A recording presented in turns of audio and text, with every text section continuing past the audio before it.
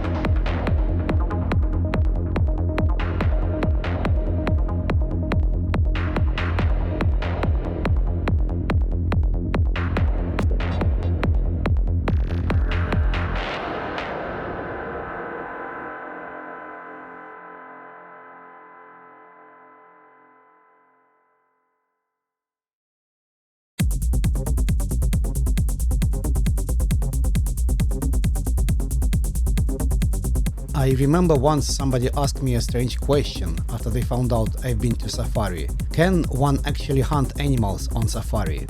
Well, I was outraged and confused at the same time. But at least it is worth looking at legality of hunting in Africa nowadays to understand the situation.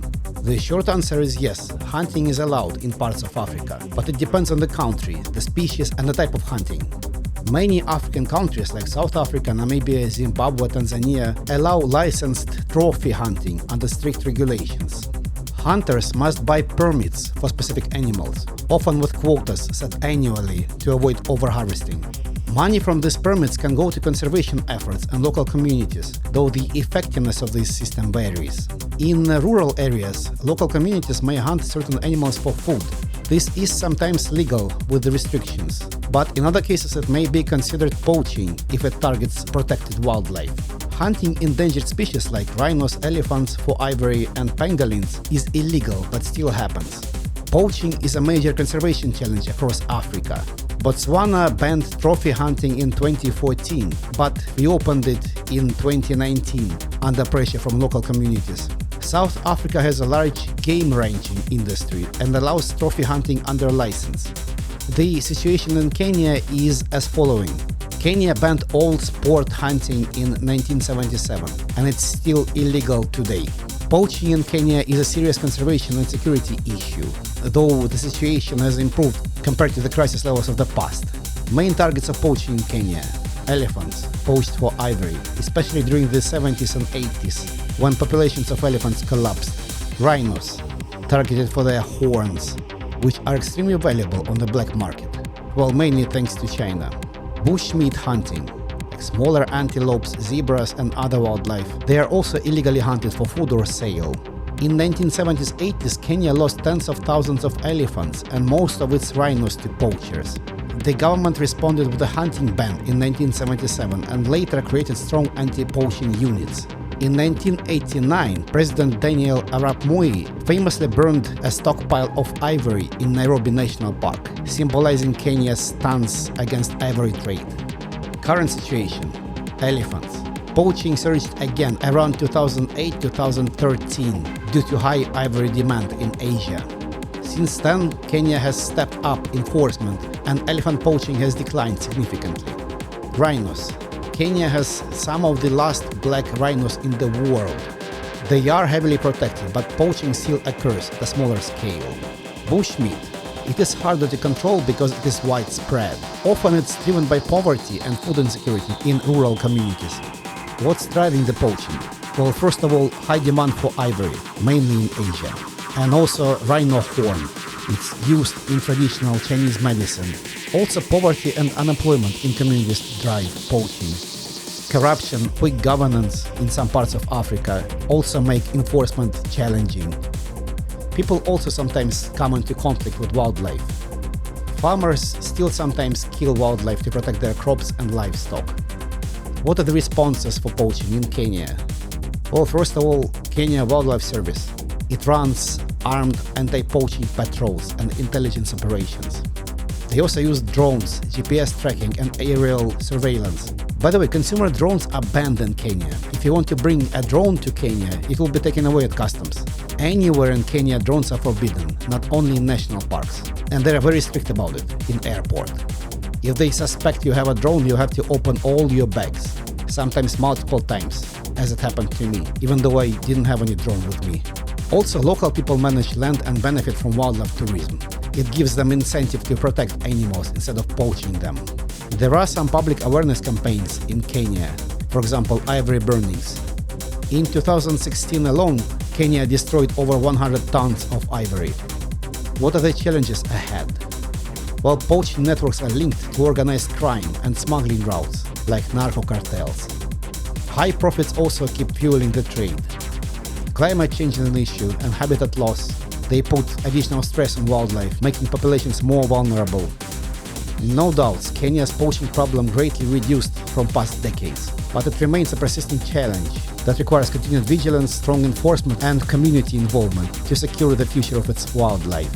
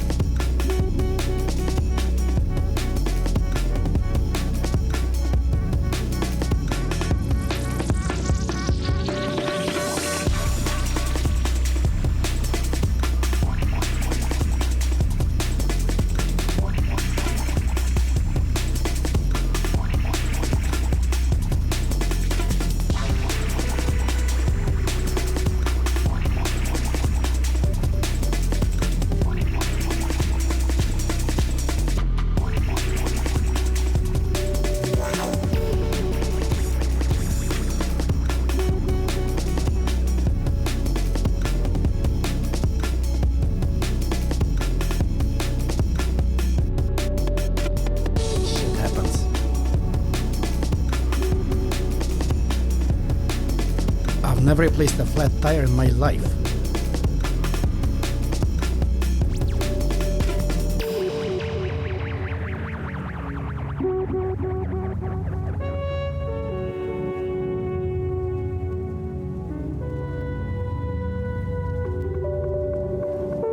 Mahmoud is trying something, but I have no clue how to help him.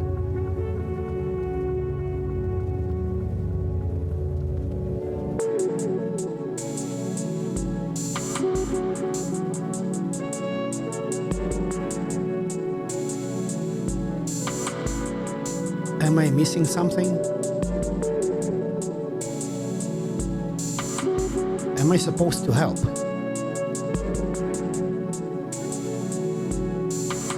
Mahmoud says no problem.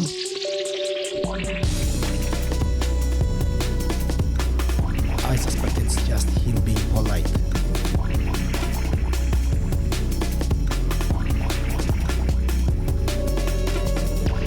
Not a lot of use from me.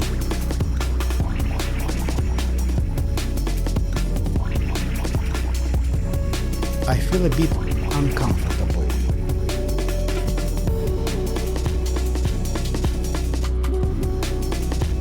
Another safari car was passing by. People decided to help us. By the way, look how dusty the road is. You will also be dusty by the end of the day.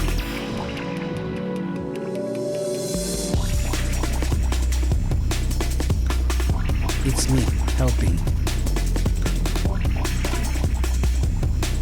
That's a German couple in the car behind. The wife speaks English a bit. Out of all possible things in the world, we somehow ended up discussing Putin and the war in Ukraine. But what the hell? Our tire is flat. I feel like at war. Somehow the husband knew only hi and bye in English. I thought there are no Germans who don't know at least a bit of English. The new tire looks so good. Ultimately we made it out.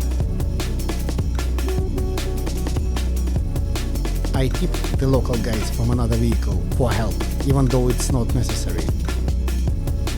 They helped us, so I felt like I owed them.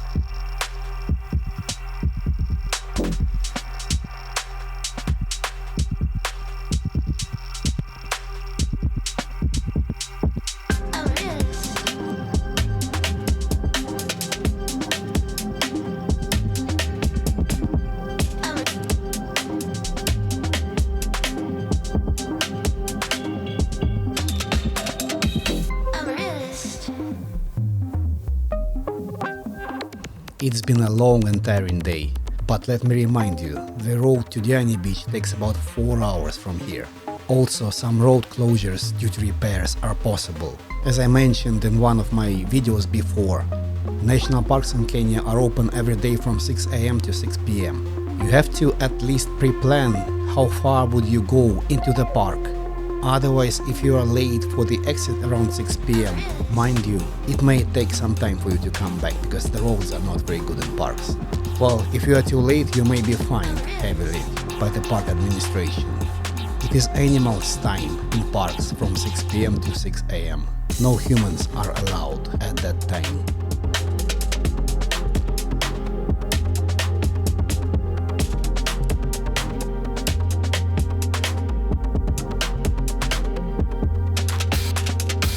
Maybe it's worth mentioning some other countries of sub-Saharan Africa. Are they good for safari?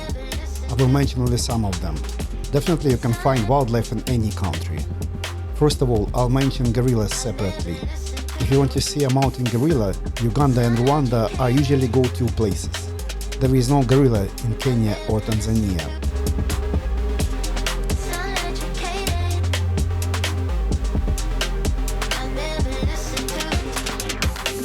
Rwanda has a lot of trekking experiences.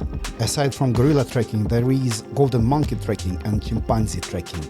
Rwanda also has Akagera National Park, a place for traditional savanna safari with Big Five, the same Big Five as in Kenya.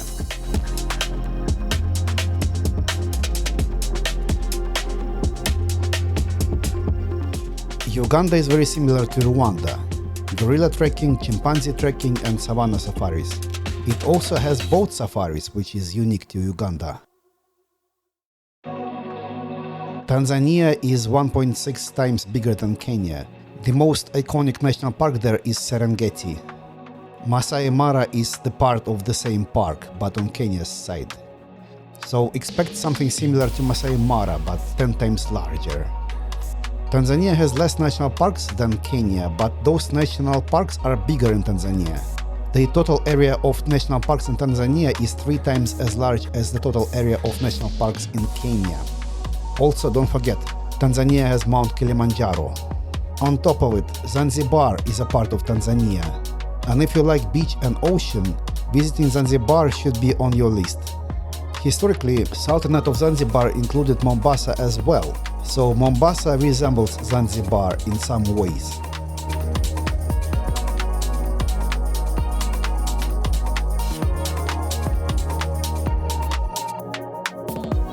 Botswana is famous with its wetlands and savannas. Meerkats live in Botswana. Central Kalahari Game Reserve in Botswana is one of the largest protected areas in Africa. It covers an area of 52,800 square kilometers. Also, Chobe National Park in Botswana is famous for the largest elephant herds in Africa.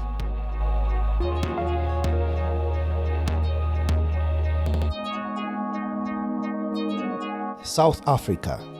Kruger National Park is South Africa's flagship park. It's huge, diverse, and home to all the Big Five, plus wild dogs, cheetahs, and hundreds of bird species. It also offers self-drive safari, which is rare in Africa. Also, South Africa has a lot of places to see other than safaris. For example, Cape Town, there are some wine regions, Indian Ocean beaches, and many other interesting places to visit, if you're not only into wildlife.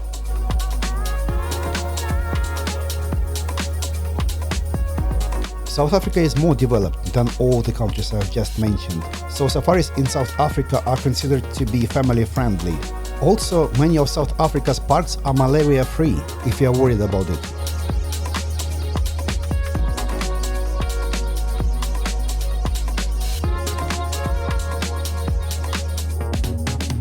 That's all the countries in my mind for now. If we go further, there are safaris in Namibia, Zimbabwe, Democratic Republic of Congo and others. But I don't have enough time to discuss all of them in this video. I've selected only those countries that I'm thinking about visiting in the nearest future.